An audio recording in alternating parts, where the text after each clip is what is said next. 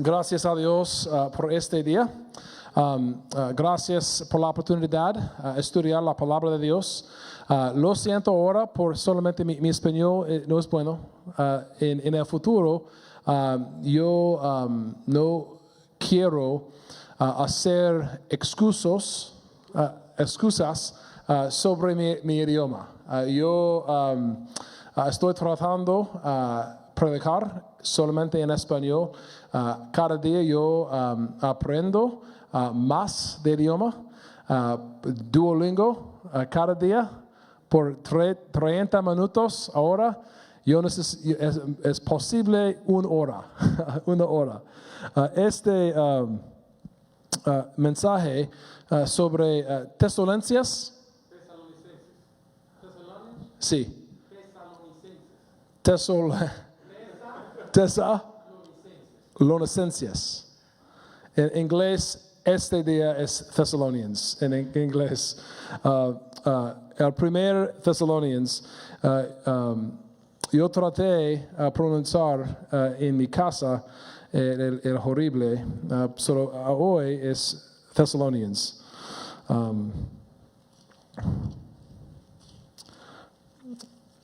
Ahora, yo quiero orar por este mensaje.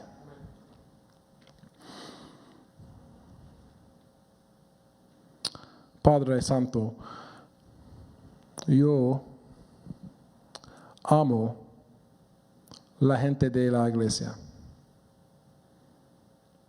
Es difícil para mí hablar en español, pero no es difícil por él hablar con el Espíritu Santo. Ahora yo necesito ayudar a hablar su palabra, tu palabra de Dios. Ahora yo necesito el poder y la ama del Espíritu Santo. Yo quiero compartir el Evangelio por la gente. No solamente la gente, mi gente y la gente de Dios. So ahora, por favor,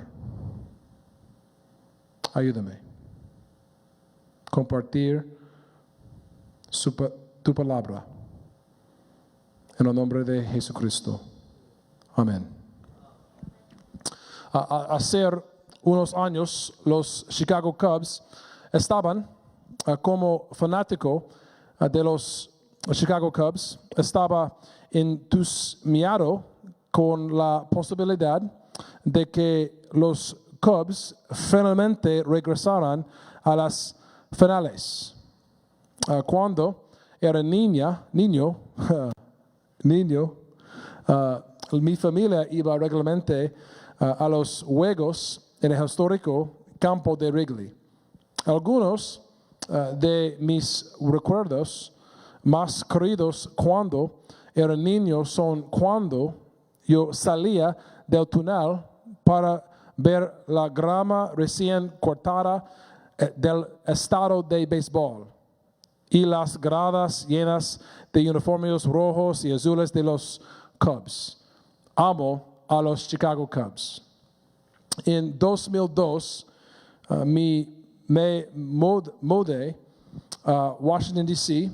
y Dios me dio un gran amor por esa ciudad. Trabajé y vive en la ciudad. Ellen, mi esposa, y yo tenemos planes de hacer de Washington, D.C. nuestro hogar de toda la vida. En 2005, los Expos de Montreal fueron reubicados y se convirtieron en los Nacionales de Washington.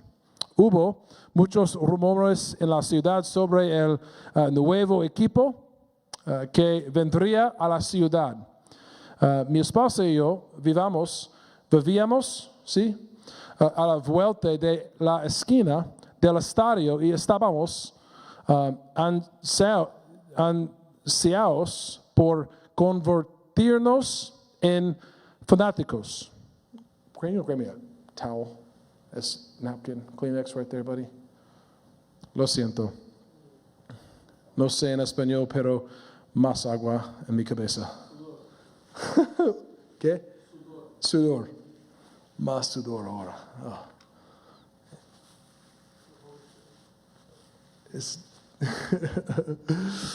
Oh. Estaba emocionado por la temporada hasta que experimenté uno de los peores días de un fanático del deporte. El 13 de mayo de 2005, los Chicago Cubs estaban jugando contra los Nacionales de Washington.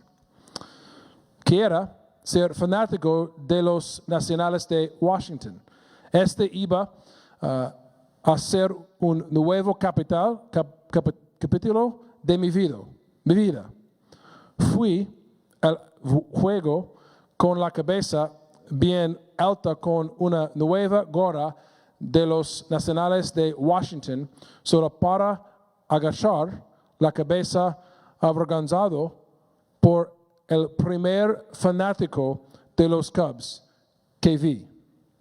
Estaba claro caminando a ese estadio que no me reconocían como fanático de los Chicago Cubs. Yo era un traidor. Había abandonado el equipo de mi infancia. Abandonando el equipo de mi infancia.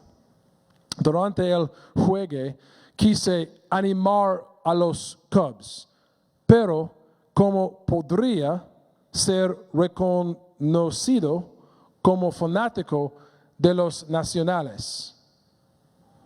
En mi corazón todavía era un fanático de los Cubs, pero era irreconocible, ¿sí? Irreconocible. Mientras caminos por tu vecindario, te sientas en tu escritorio en el trabajo y miras deportes con tus amigos. Eres reconocido por tu fe en Jesucristo. El mundo sabe de tu fe. Puede la gente ver claramente tu fe en cómo organizas tu tiempo o gastas tu dinero. Cómo tratas a tu cónyuge y tus hijos. Estoy orando para que crezcamos en una iglesia ejemplar. Creo que estamos en un momento de vicio,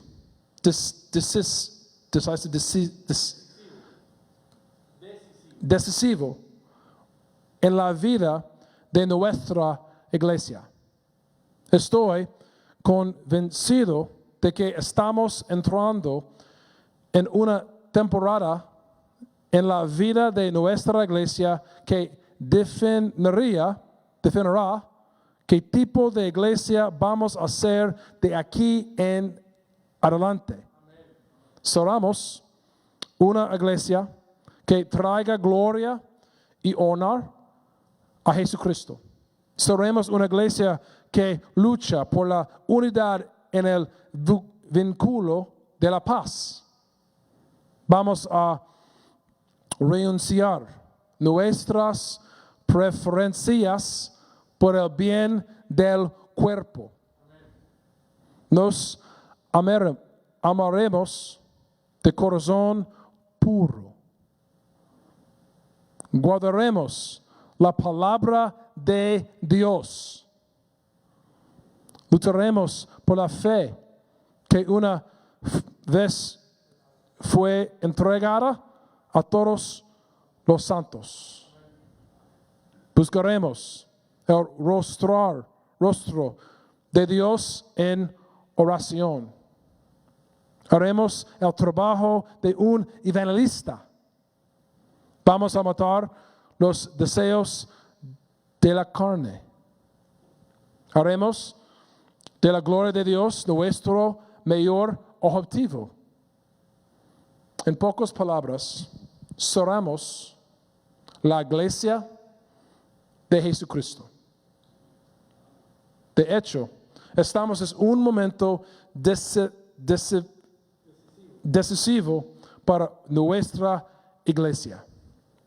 Si queremos ser una iglesia ejemplar, debemos de estudiar una iglesia ejemplar, la iglesia of the Thessalonians. Era una iglesia ejemplar y conocida por su fe en Dios. Tenían una fe claramente reconocible. Sí, reconocible.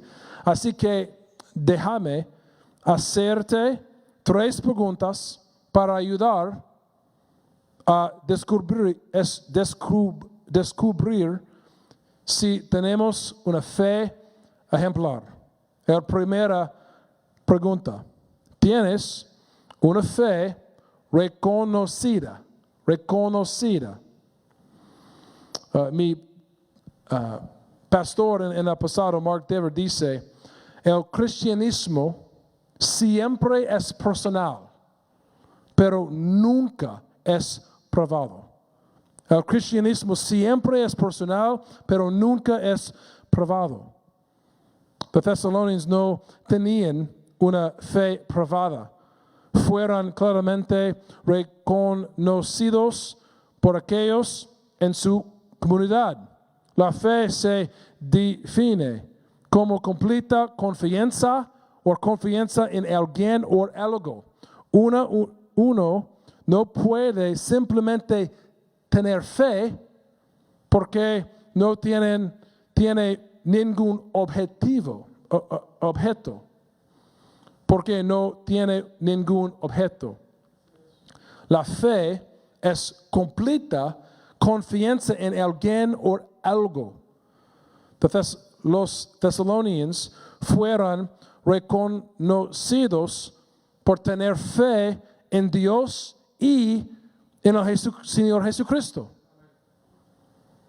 En el versículo 1, fueron reconocidos como la iglesia de los Thessalonians en Dios, el Padre y el Señor Jesucristo. Y el versículo 3, fueron reconocidos por su firmeza de esperanza en el Señor Jesucristo. Y en el versículo 8, su fe en Dios, el salido a todas partes. Estaban marcados por su fe en Dios, el Padre y el Señor Jesucristo.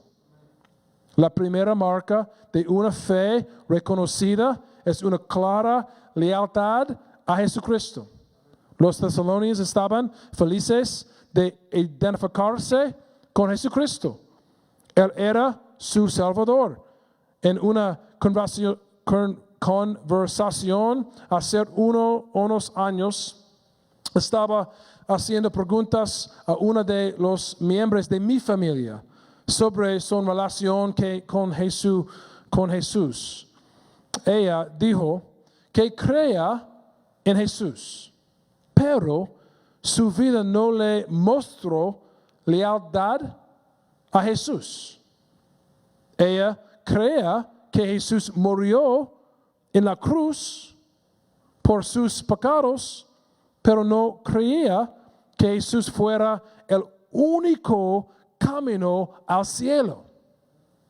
Ella quería creer que todos podrían encontrar su propio camino para tener paz con Dios. Ella se identificó claramente con Jesús, pero no con el Jesús de la Biblia. Ella tenía fe en un Jesús, pero no en el Jesús.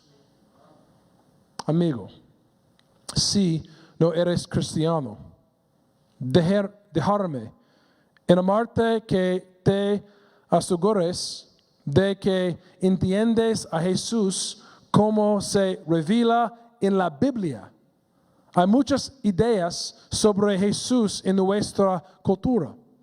Si Él era solo un líder religioso, un buen maestro o un revelacionario político. Los cristianos se esfuerzan por vivir sus vidas por el Jesús de la Biblia. Y sabemos que los tesalonicenses fueron reconocidos por tener una verdadera fe en el verdadero Jesús. Los versículos 9 y 10 nos dan una idea de lo que los tesalonicenses creen acerca de Jesús. El versículo 9. Porque ellos mismos cuentan de nosotros la manera en que nos recibisteis y cómo os convertisteis de los ídolos a Dios para servir al Dios vivo y verdadero y esperar de los cielos a su Hijo, al cual resucitó de los muertos, a Jesús, quien nos libra de la ira venidera. Primero, los tesalonicenses creen que Jesús había resucitado de entre los muertos. Esta resurrección fue la validación de las afirmaciones de Jesús de ser Dios. Y que dice en Romanos que fue declarado Hijo de Dios en el poder según el Espíritu de santidad por su resurrección de entre los muertos. Los cristianos creemos que Jesús es el Hijo de Dios. No es simplemente un buen maestro, sino el perfecto Hijo de Dios y Salvador del mundo. Segundo, los tesalonicenses creen que merecían la ira de Dios por su pecado. El concepto de ira no es una conversación común, incluso entre la mayoría de los cristianos de hoy. Pero una comprensión adecuada de la ira de Dios en realidad aumenta la alegría y la fe de los cristianos. Dios creó el mundo bien, pero el hombre cayó en pecado. El pecado de Adán y Eva puso el mundo bajo una maldición. Dios odia el pecado. Y siendo un Dios bueno y justo, tiene que castigar el pecado. La ira de Dios muestra el amor extremo de Dios por la santidad. La mayoría de las personas no tienen problemas para hablar de la santidad de Dios, pero comienzan a ponerse nerviosos al hablar de su ira. La Biblia es muy clara que todos pecaron y no alcanzaron la gloria de Dios. Todas están bajo la ira y el juicio de Dios. tendemos a pensar que la ira de Dios solo está reservada para lo peor, de lo peor, pero no se deje engañar. Dios odia el pecado. Dios odia el orgullo. Dios odia la avaricia. Dios odia la calumnia.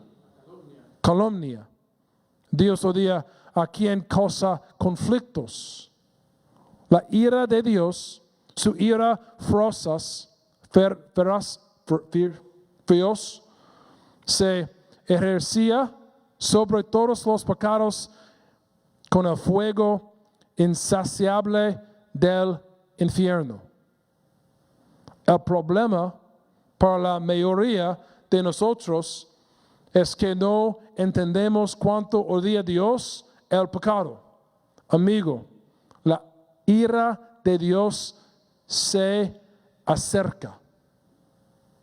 Por último y gloriosamente, los tesalonicenses creen que Jesús y solo Jesús pudo librarlos de la ira venidera. Jesús pueda liberar a las personas de la ira de Dios porque Él llevó la ira de Dios en la cruz. Fue molido por nuestra iniquidad. Fue traspasado por nuestras transgresiones. Tomó la copa completa de la ira de Dios por todos los pecadores que confiamos en Él. Los tesalonicenses tenían una fe reconocida de que Jesucristo era el único que podía librarlos de la ira de Dios. Pregunta: ¿eres reconocida con la misma fe? ¿Crees que Jesús es el único que puede librarte de la ira de Dios porque Él lo tomó por ti?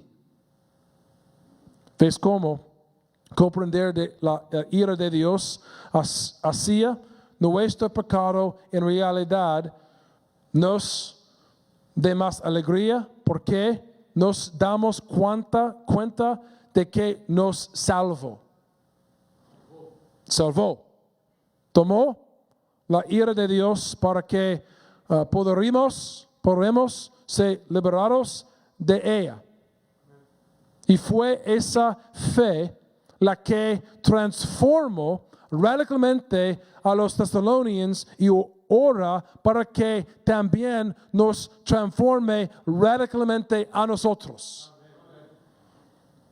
Puedes liberarte de la ira de Dios contra tu pecado si confías en Cristo como tu Salvador. Aprende de la fe de los tesalonicenses y ten una firme esperanza en el Señor Jesucristo. Como reconoció el mundo cuáles de los tesalonicenses tenían fe. Puede ser demasiado obvio para verlo, pero merece ser mencionado en nuestra época de tanto humanismo. Los tesalonicenses tenían una fe reconocida debido a su conexión con el pueblo de Dios. Esta carta fue escrita a la iglesia de los tesalonicenses. La iglesia era un grupo específico y identificable de personas que tenían una fe reconocida en Dios y en el Señor Jesucristo. A lo largo del Nuevo Testamento, una de las marcas de los cristianos fue su conexión con una iglesia específica. Muchas personas no ven la necesidad de unirse a la iglesia local. Pero, ¿cómo se reconoce su fe sin la iglesia? Piensa en las imágenes que Dios depara a la iglesia en el Nuevo Testamento. Siempre son cooperativos, siempre. Somos parte de un cuerpo, una piedra en un templo, una abeja en un rebaño o un miembro de la familia. Nuestra fe en Jesús es reconocida y afirma por otros en la comunidad de la iglesia, a través de la sumisión a la palabra de Dios y los ritos. Si no eres un miembro activo de una iglesia local, considera lo que dice acerca de tu fe en Jesús. Me encantaría hablar contigo más sobre la importancia de ser miembro de la iglesia local después del servicio. Todas las personas aquí es bien. La segunda pregunta. ¿Tienes una fe receptiva? ¿Tienes una fe receptiva? Una de las características clave de los Thessalonians a lo largo de esta carta es cómo recibieron la palabra de Dios. Una fe ejemplar será aquella que reciba y se reconoce en el Evangelio. El versículo 4 y 5. La palabra de Dios dice, porque conocemos, hermanos amados de Dios, vuestra elección, pues nuestro Evangelio no llegó a vosotros en palabras solamente, sino también en poder, en el Espíritu Santo, en la plena certidumbre, como bien sabéis, cuáles fuimos entre vosotros por amor de vosotros. Los Thessalonians fueron identificados como el pueblo escogido de Dios en cómo respondieron el Evangelio. Recibieron la palabra en poder, en el Espíritu Santo y con plena convicción. Sabemos a lo largo del libro de los Hechos que el Evangelio vino con manifestaciones visibles del Espíritu. No sabemos exactamente cuáles eran esas señales, posiblemente hablar en lenguas o milagros, pero sí sabemos que la fe se vio claramente porque la fe es invisible sin acción. ¿Sí? Sus convicciones se ven claramente en cómo se mantuvieron firmes en medio de la persecución. Su recepción del Evangelio fue similar a la de Jesús y los apóstoles, ya que recibieron el Evangelio en el medio de mucha aflicción y con la alegría del Espíritu Santo. El cristianismo americano es único en el mundo. Durante muchos años no hubo costo real en ser cristiano, sino que mejoró nuestra posición en la sociedad. La mayoría de nuestros hermanos y hermanas en todo el mundo tienen una experiencia muy similar a la de los Thessalonians. Para ellos, elegí recibir el Evangelio, significaría que serían excluidos de sus comunidades, ser golpeados y posiblemente incluso morir por la fe. Sin embargo, con gozo llevan el rechazo por Cristo con la alegría del Espíritu Santo. Su fe en medio de la persecución sirvió como un estímulo y un ejemplo para todos los creyentes en el área. Es un momento emocionante para ser cristiano en los Estados Unidos. Estamos a punto de ver quién realmente cree en el Evangelio. Estamos a punto de ver quién recibirá la palabra de Dios. Los tesalonicenses recibieron la palabra en la gran aflicción. Lo haremos. La palabra de Dios se refiere al Evangelio de Jesucristo y todo lo que fluye de él. Recibiremos la palabra sobre una enseñanza sexual cristiana con mucha aflicción. Hoy recibiremos la palabra sobre el matrimonio con mucha aflicción. Recibiremos con mucha aflicción la palabra acerca de la liberación de la ira de Dios solamente de Jesucristo. El cristianismo es gratis, pero eso no significa que no le costaría algo. Es posible que tengamos que renunciar a nuestros amigos, nuestros hogares, nuestros trabajos por su bien, pero Jesús dijo, Marcos 10:29. Respondió Jesús y dijo, de cierto os digo que no hay ninguno que haya dejado casa, o hermanos, o hermanas, o padre, o madre, o mujer, o hijos, o tierras, por causa de mí y del Evangelio, que no reciba 100 veces más ahora en este tiempo, casas, hermanos, hermanas, madres, hijos y tierras, con persecuciones, y en el siglo venidero la vida eterna. Pero muchos primeros serán postreros y los postreros primeros.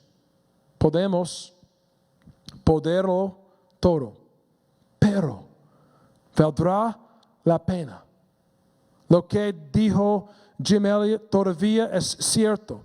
No es tonto quien de lo que no puede mantener para ganar lo que no puede perder.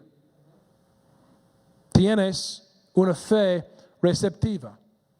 Estás dispuesto a recibir la palabra de Dios y todo lo que viene con ella.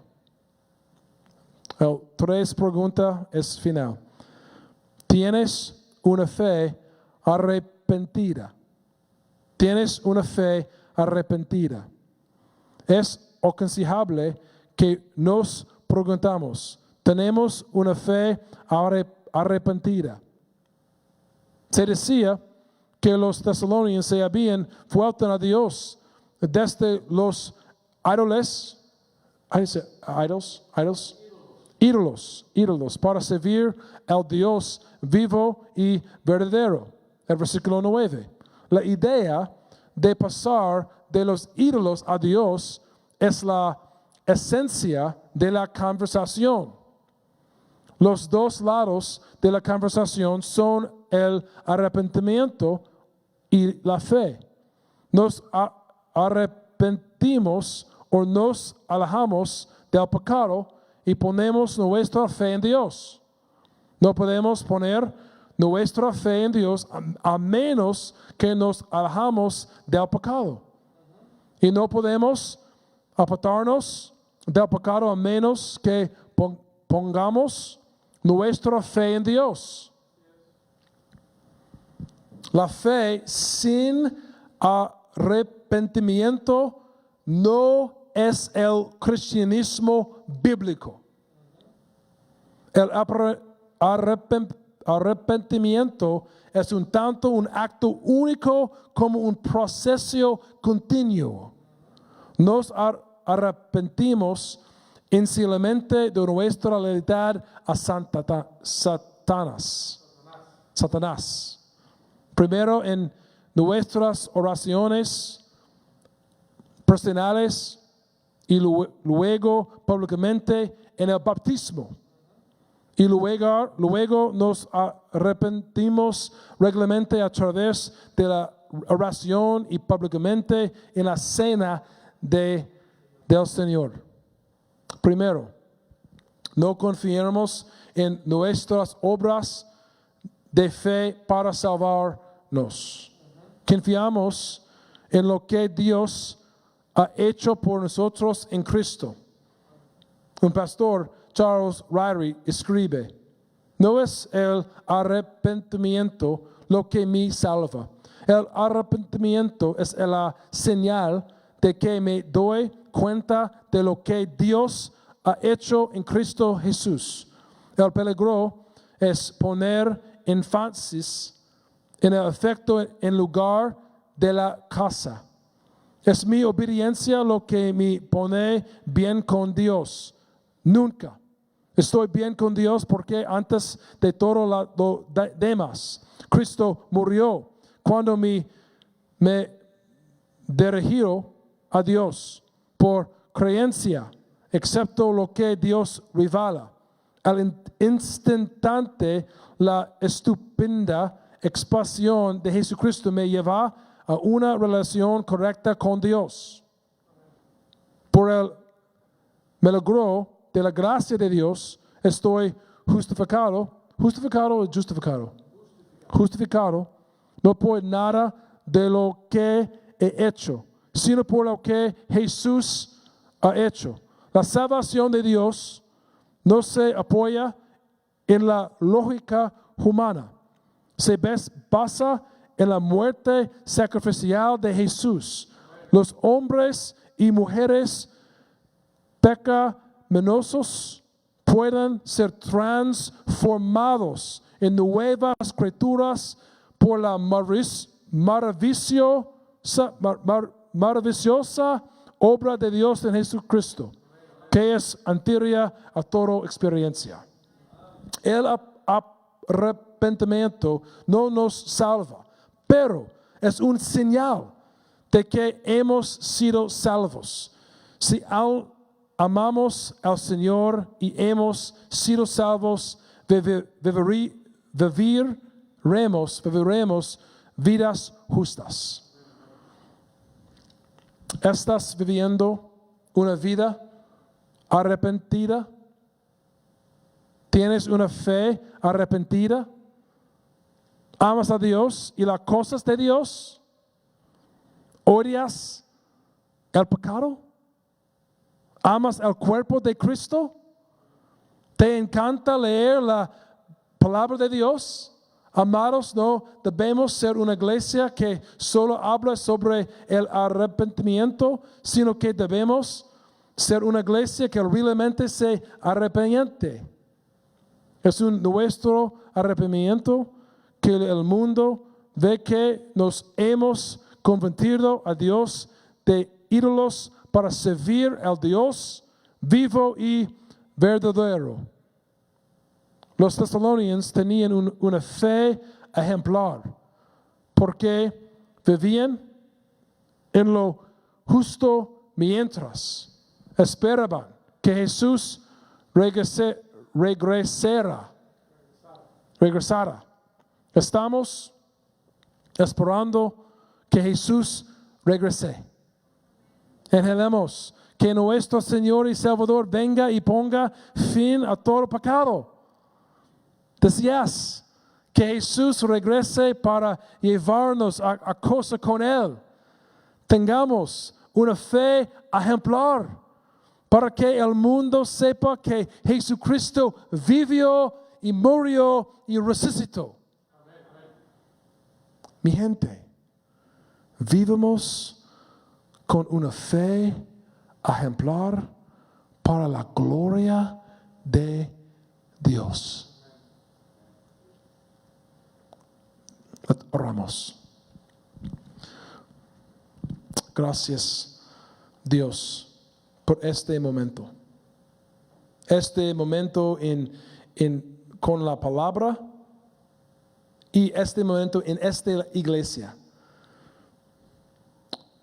Padre, yo necesito ayudar to pastor, to shepherd esta gente.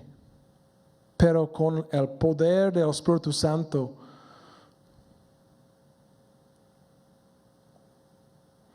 we will serve you well. We love you, Lord. Todos ustedes aquí amamos Dios. En el nombre de Jesucristo. Amén.